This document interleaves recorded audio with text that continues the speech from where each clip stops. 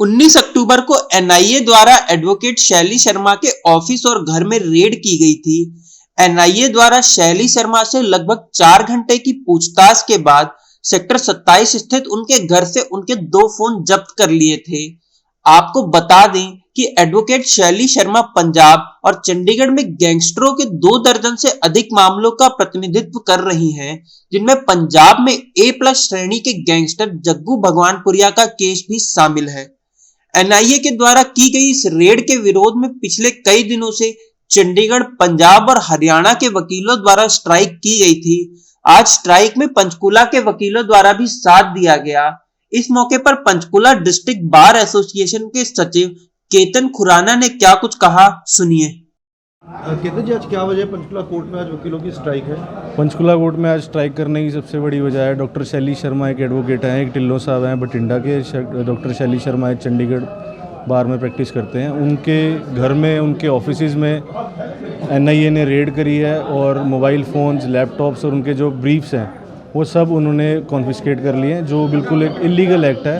Because जो advocates के और जो क्लाइंट्स की आपस में जो कम्युनिकेशन है that is privileged and no investigation agency can compel us कि वो हम उस कम्युनिकेशन को हम किसी तरह से डिस्क्लोज़ करें।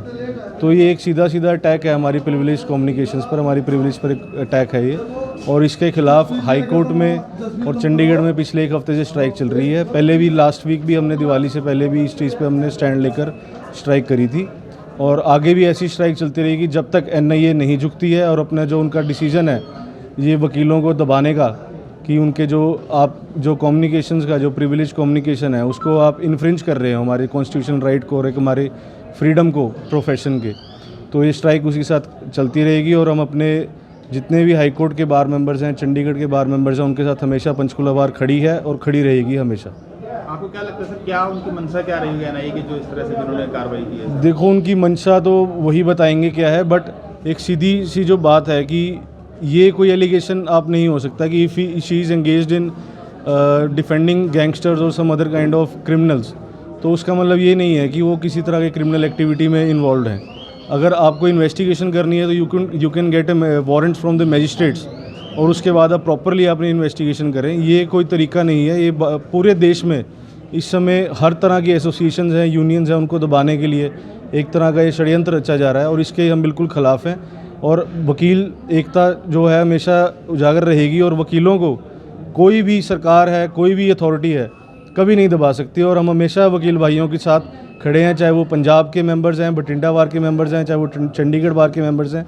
हमेशा पंचकुला बार उनके साथ खड़ी रहेगी, पहले भी खड़ी रही है और आगे भी खड़ी रहेगी। अभी जो स्ट्राइक है आपकी पंजाब, हरियाणा, चंडीगढ़ में, अगर मान लेते हैं एनआईए से कोई फैसला नहीं होता और जो सामान लिया गया है कस्टडी में वो नहीं वापस होता, तो स्ट्राइक क्या आगे बढ़ेगी? स्ट्राइक बिल्कुल आगे बढ़ेगी और मैं बताना चाहूँगा हाई कोर्ट में ऑलरेडी आज एक रिट पिटीशन फाइल हो चुकी है।